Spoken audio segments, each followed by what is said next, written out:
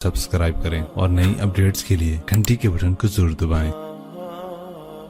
اتنے لمبے لمبے وظیفے لوگ پڑھ رہے ہیں کہ کاروبار کھل جائے اور روزی بڑھ جائے، کتنے لمبے چوڑے، کتنے کتابوں میں ایڈے ایڈے بڑے وظیفے لکھے پہ پڑھوں جی مندہ بڈھا ہو جائے۔ میں قربان جاؤں یا رسول اللہ آپ کی شفقتوں پر، آپ کی رحمتوں پر، سنو یہ کرو، میری بات نہیں ہے، میرے نبی کی بات ہے۔ تجربے کی وجہ سے کرو گے تو کچھ نہیں ملے گا، یقین سے کرو گے تو دروازے کھلتے دیکھو۔ کہ یا رسول اللہ ارید ان یوسع علی رزقی، میں چاہتا ہوں میری روزی کھل جائے۔ تو آپ نے کہا ادم علی الطہارہ یوسع علیک رزقک، تو باوضو رہا کر تیرا رزق کھل جائے۔ کوئی زور لگتا ہے وضو؟ تمہارے ہاں تو سردی ہوتی ہی کوئی نہیں کہ بھئی ٹھنڈا پانی ہے کیسے وضو، یہ تو ہمارے لیے مسئلہ ہے کہ بھئی ٹھنڈا پانی ہے کیسے وضو کرو۔ وہ ہمارے گاؤں کا مراسی مجھے مل گیا، میں نے کہا چل نماز پڑھے گی، نہیں جی میاں جی سردی بڑی نہ لے جاؤں، سردی بڑی، مراسیوں کو سردی زیادہ لگتی ہے۔ میں نے کہا نہیں آج تک نماز پڑھا کے چھڑنا ہے۔ میں اس کو لے کے جب وہ ٹوٹی پہ بیٹھا نا، جو ہی ہاتھ پہ پائیں، اوہ حالے ہو ٹھنڈا پانی، اوہ حالے ہو ٹھنڈا پانی۔ تمہارے لیے تو یہ مسئلہ بھی نہیں کہ ٹھنڈا پانی۔ میرے نبی کی یہ سارا مجمع لے لو، یہ اوپر مستورات لے لیں، ادم علی الطہارہ یوسع علیک رزقک، میرے نبی نے فرمایا باوضو رہنا شروع کر دے، اللہ تیرا رزق کھول دے گا۔ اب یہ اللہ رسول کی آپس کی بات ہے تو میری بات ہوتی تو دیوار پہ مار دو، تجربہ کرو۔ نبی کی بات کو تجربہ کر کے نہیں کرتے، یقین کے ساتھ کرتے ہیں۔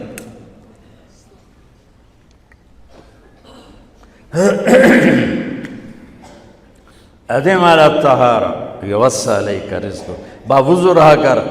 اچھا باوضو رہنے کے اور فائدے،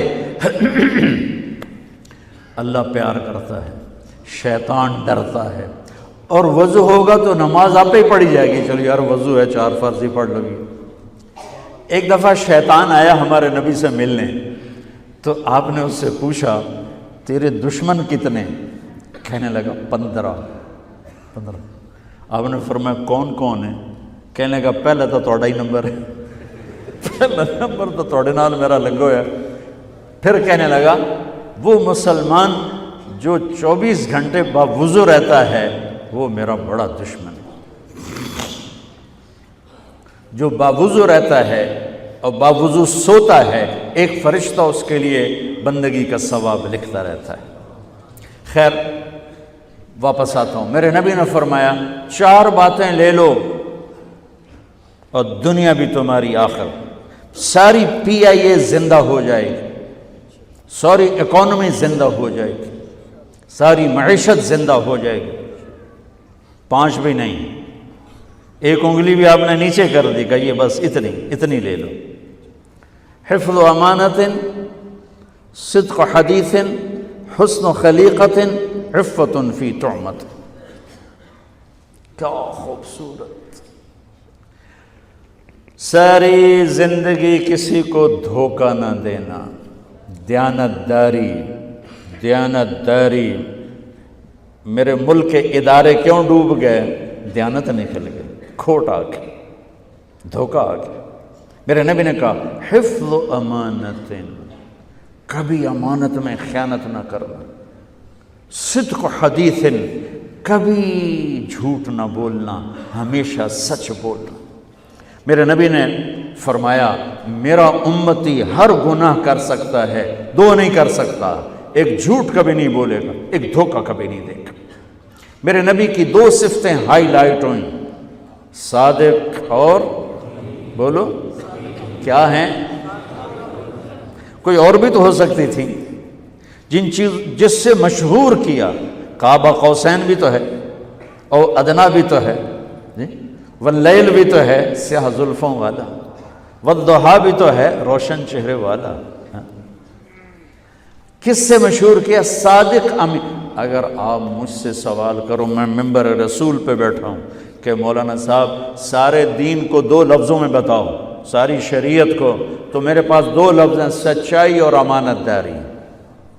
آپ مجھ سے سوال کرو مولانا صاحب ساری دنیا کے کفر کو بتاؤ، تو میرے پاس دو لفظ ہیں، جھوٹ اور دھوکے بازی۔ جھوٹ اور خیانت، پوری دنیا کا کفر ان کے اندر چھپا ہوا ہے۔ سچائی اور دیانتداری، پوری دنیا کا اسلام اس کے اندر چھپا ہوا ہے۔ دیانت اور سچائی یہ بیج کی طرح ہے، اور پورا اسلام پھر باغ بن کے پھلتا پھولتا ہے۔ جھوٹ اور دھوکہ یہ بھی بیج کی طرح ہے، پھر اس سے کفر کا جنگل کانٹوں بھرا جنم لیتا ہے۔ میرے معاشرے سے جھوٹ نکل جائے، دھوکہ نکل جائے، یہ پاکستان جنت کا ٹکڑا ہے۔ اور یہ حکومت کے بس کا نہیں ہے کہ وہ سب کو سچ بلوائے، یہ مجھے کرنا ہے، یہ مجھے کرنا ہے، میں نے اور آپ نے اس کو شروع کرنا ہے۔ حضرت جریر بن عبداللہ یہ یمن کے شہزادے تھے، آخری حج پہ مسلمان ہوئے۔ اپنے نوکر سے فرمایا گھوڑا خرید کے لا، میں پیسے یہاں پیمنٹ کروں گا۔ وہ منڈی میں گیا، 300 روپے کا گھوڑا لے کر آیا۔ جب انہوں نے گھوڑوں کو دیکھا تو وہ قیمتی تھا، مالک کو پتہ نہیں تھا، اور یہ گھوڑوں کی نسل کے پہچاننے والے اس سے کہنے لگے تیرے گھوڑے کے 400 کر دوں؟ کر دو۔ بڑا حیران ہو کے دیکھنے لگا، بھائی ہے کہ آپ تو مجھے چیز خریدنی ہے تو میں گھٹاتا ہوں، اور اجمل نے بیچنی ہے تو یہ اس کی قیمت بڑھاتا ہے، اور یہاں خریدار کہہ رہا ہے 400 کر دوں؟ وہ کہنے لگے کر دو۔ کہ 500 کر دوں؟ کہنے لگا کر دو۔ کہ 600 کر دوں؟ وہ تھوڑا تھوڑا گھبرانے لگا، بھائی یہ چکر کی ہے۔ 700 کر دوں؟ 800 کر دوں؟ وہ کہنے لگا حضور تسی لینا تو لو، پر میرا مذاق تھا نا، تسی اڑاؤ، کدی لین والے بھی پیسے بتائے، تسی میں نے 300 دے میں جاواں۔ کہنے کہ اس کو 800 دے دو اور گھوڑا باندھ دو۔ وہ حیران، خوشی سے چھلانگے مارتا ہوا گیا۔ تو جب وہ چلا گیا تو نوکر نے پوچھا میں جب 300 میں سودا کر کے آیا تھا تو 500 کس خوشی میں بڑھائے؟ فرمایا میرے بھائی اس کے گھوڑے کی قیمت 800 تھی، 300 نہیں تھی، اور میں نے نبی کے ہاتھوں میں ہاتھ دے کے یہ وعدہ کیا تھا زندگی بھر کسی کو دھوکہ نہیں دوں گا، سب کی خیر خواہی چاہوں گا۔ تو بھائیو میرے اداروں میں کس ٹیلنٹ کی کمی نہیں، صلاحیتوں کی کمی نہیں، دیانت کی کمی ہے، قوت عمل کی کمی نہیں، سچائی کی کمی ہے۔ حجاج بن یوسف ایک ظالم گورنر گزرا ہے، اس کے خلاف بغاوت ہوئی، وہ ناکام ہو گئی۔ تو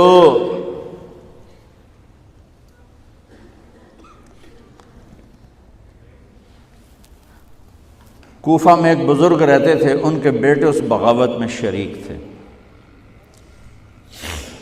وہ چھپتے چھپاتے کئی سال کے بعد واپس آ گئے۔ ابن خراش ان کا نام تھا۔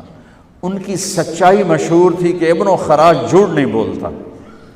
حجاج کو پتہ چل گیا CID سے کہ آ گئے، تو اس نے کہا آج ابن خراش کا امتحان ہوگا۔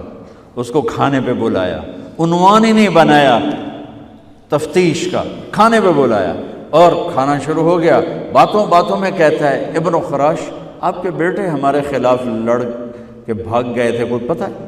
تو ابن خراش ہنس پڑے، کہنے لگے حجاج زندگی موت تو اللہ کے ہاتھ میں ہے، گھر آئے بیٹھے۔ تو اس نے کہا تیری سچائی کو سلام کرتا ہوں، اگر تو جھوٹ بولتا یہیں تیرا سر اتارتا پھر تیرے بیٹوں کا، چاہو سلام ہے تیری سچائی کو، تیرے بیٹے تجھے مبارک ہوں، مسلمان جھوٹ نہیں بولتا۔ میرے نبی سے پوچھا گیا یا رسول اللہ کیا مسلمان بزدل ہو سکتا؟ کہا کیا مسلمان بخیل ہو سکتا؟ آپ نے کہا۔ پھر پوچھا گیا جھوٹ بول سکتا؟ کہا نہیں، جھوٹ نہیں بول سکتا۔ تو دو باتیں حدیث پاک کی، صدق و حدیث، حفظ و امانت، یہ دو باتیں زندہ ہو جائیں تمہارے سارے ادارے زندہ ہو جائیں، ہم نقصان سے نکل کر نفع میں آ جائیں گے، نفع میں آ کر اوروں کو دینے والے بن جائیں گے۔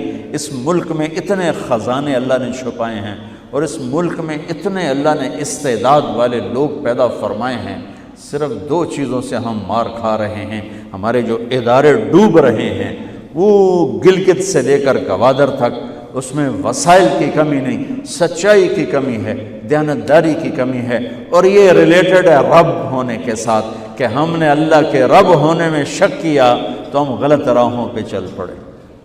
رب تو اللہ ہے، دینے والا تو اللہ ہے۔